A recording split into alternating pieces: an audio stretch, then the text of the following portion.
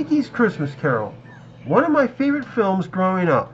Now, the reason this is the only Christmas Carol movie that makes it onto the list this year is because, in all fairness, this was the first one I really got to watch. And to be fair, if I was going to try to put every Christmas Carol movie or short in, this would make up the entire 12 nights, so it made sense.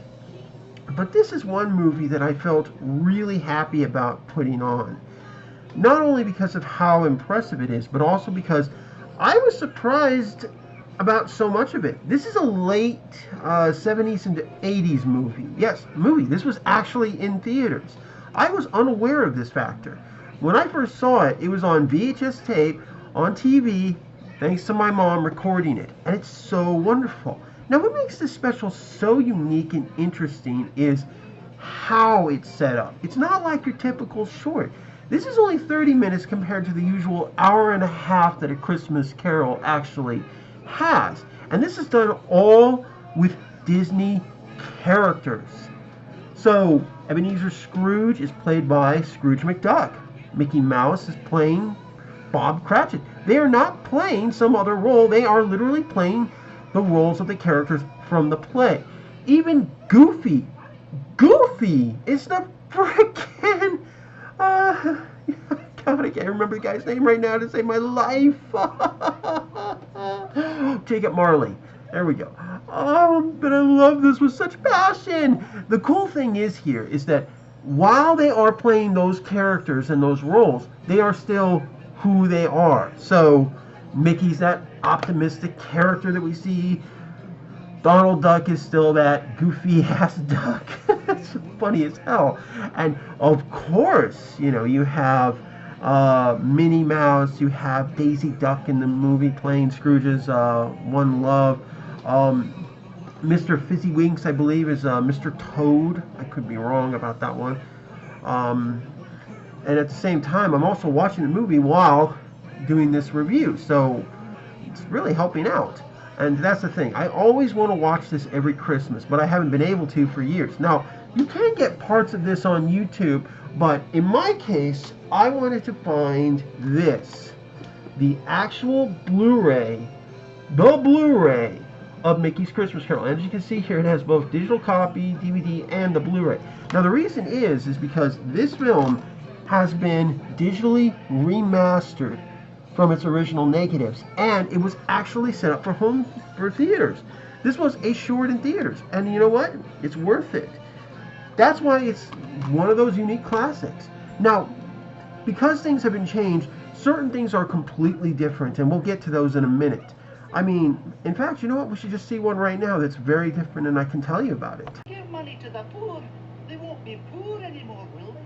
Well, and if they're not poor anymore, then you won't have to raise money for them anymore.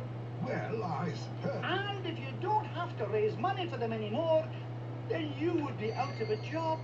Oh, please, gentlemen, don't ask me to put you out of a job, not on Christmas Eve. Oh, we wouldn't do that, Mr. Scrooge. Well then, I suggest you give this to the poor and be gone. See what I mean? Very different. He's actually being a little nicer, but this is actually a bit of Scrooge right there. Now, in the original Dickens version, he would have been like, are the prisons still on? Are the workhouses still? And they're like, yes, but they would rather not. Well, then send them there. And if they want to die, die. Decrease the surplus population. I like the fact that they didn't do that. They stuck to these characters, they gave them a feel that worked, and they looked good. It keeps going this way when you get to Scrooge and Goofy as Ebenezer and Jacob. Now, first of all, I do want to point out here, instead of Scrooge being like, real, anything could upset my stomach and myself. There's more gravy than grave about you. And yet, that's not in this film. They're playing off their strengths and stuff. I like how there's comedy, how he's like putting his cane backwards. This gives you a hint. But the big thing is when you get to the spirits. And remember, not only are the living characters playing these different characters, but so too are the spirits. The first one is Jiminy Cricket, the second is the Giant, and the third is, of course, Pete. Now, what's so cool about them is that each one is telling a different point. Now, this is also where the film has to really adjust things because remember, they are they are literally time restricted in this movie. That is the biggest problem with the movie is the time restriction. But they do tell enough of a story very quickly that you can watch this. And what I find is because of the time restriction and the characters, they were able to make certain choices that were never possible in the original story. And actually benefits this particular telling of the story. That's what makes this special so much fun and why I keep coming back to watch it every year.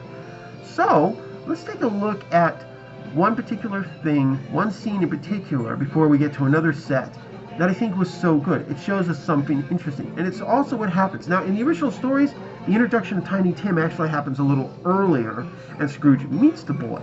But in this one, I like how the first meeting or the first scene of Tiny Tim is actually in this one particular scene, and I'll get to it. I want you to see this because it also begins to set up some of the really dark stuff that's going to come to bite Scrooge in the butt. What's she cooking, a canary? Surely they have more food than that. Look on the fire. Oh, that's your laundry. No, not yet, children.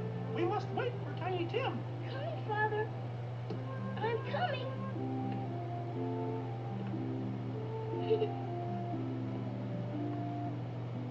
Oh my! Look at all the wonderful things to eat.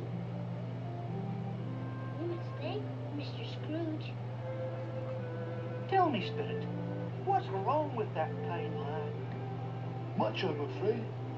If these shadows remain unchanged, I see an empty chair where Tiny Tim once sat. Then that means Tim will... Where did they go? This is just a taste of how they've done things. But it's with the Ghost of Christmas Future that we get the biggest twist. And this is actually something that, in my opinion, not only sets this particular holiday special apart from many of the other Christmas Carol stories, but gives it a unique edge. Now, in the original version, and I'm not really giving away anything, I mean, everybody already knows the story pretty much by heart, but in the original story, Cratchit returns, and what does he see? You know, he talks to his family about, it was such a nice place where he's at. You know, there's this acceptance, there's this finality, there's no mourning or anything. There's no gut-wrenching points to the story. And I think that's always been a bad thing. There was so much acceptance. This story doesn't have the time to really do that. It doesn't have the time. It needs to set things up quickly. Remember, you only have about 30 minutes for this short. And that's really it is. It's like an episode, but it was in theaters. So, this next sequence about what happens, this can be gut-wrenching, tear-jerking. In fact, I'm almost ready to cry myself. Let that sink in. A hero reaper wants to cry for a Disney movie. Is there anything better than that? Let's find out. I'm sure you're curious. Aren't you? Who are you? Are you the ghost of Christmas future? Please, speak to me. Tell me, what will happen to Tiny Tim?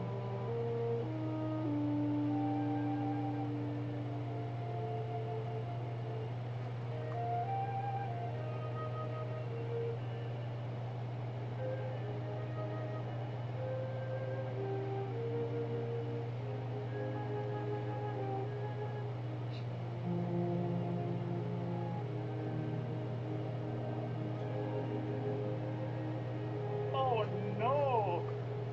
Spirit, I didn't want this to happen. Tell me these events can yet be changed. That is why this film gets such an emotional response. You're not seeing him accepting it and moving on and saying how wonderful it is. No, he is devastated. The tears. When have you seen Mickey Mouse cry? that music, even Scrooge is affected by this. And of course, we then see how Scrooge is affected and more. We have to remember that this is a short film. It doesn't have the length to do a real honest retelling, but this also lets them do a lot of ad-libbing or play to the character's strengths. I mean, how can you not? This movie is so wonderful, so good. You want to watch it, and I highly recommend it. So I'm giving Mickey's Christmas Carol a 9 out of 10 and a must watch. And I'll probably do some more Christmas Carol movies in the future. I have Scrooge and stuff, but for this year, I wanted to make sure that this was my December 25th movie. And in fact, I'm making it on December 25th. I'm sitting down, I'm watching the movie, I'm making this video, and I'll probably watch it a couple of times. Plus, as you can see in the back, there are plenty other cartoons to enjoy as well. And the fact that the movie was restored, remastered, and I get 2 copies of it, I can't help but feel incredible. I've never seen it like this before. It makes my heart so wonderful. Now, unfortunately, there is one thing before I go that I do want to point out. Finding this was not so easy. I want to point that out real quick. I actually found a digital copy of this easier, but the Blu-ray has certain features and certain stuff that the original copy, the digital copy just doesn't have. So it was worth it.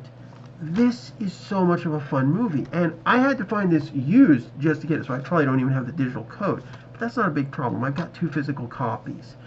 I recommend you watch it. Now, they do have some of these on YouTube you can watch. They've probably been altered so not to go with copyright infringement, but you can also go onto certain websites and buy a digital copy. PlayStation Network has one. I've actually checked. I'm pretty sure a couple of others do. This is worth every penny you will pay into it. It's wonderful. It's beautiful. I highly recommend it. And this is such a great Christmas movie. So, yeah, check it out. This is the main reason I bought it. And again, this is a 9 out of 10. It's not a perfect one. I do want to point out one more thing. Because this was made for theaters, the animation, the backgrounds are all so detailed. There's something you would expect to see from the late 80s into early 90s Disney films. There's that much detail, that much work in the animation, and it comes through. Age does play a small part, as there was some things to that animation, but for a 30-minute short like this, it's just amazing. And believe it or not, the remastering has made it look even better. How can you not enjoy this? So again, I highly recommend it. And I hope to see you again. Leave a comment and like. In fact, leave your own thoughts on this movie too. I want to see them and I want to hear them. And I know other people do too. And have fun. Oh, and comments and subscribe and like and all that good stuff. See ya.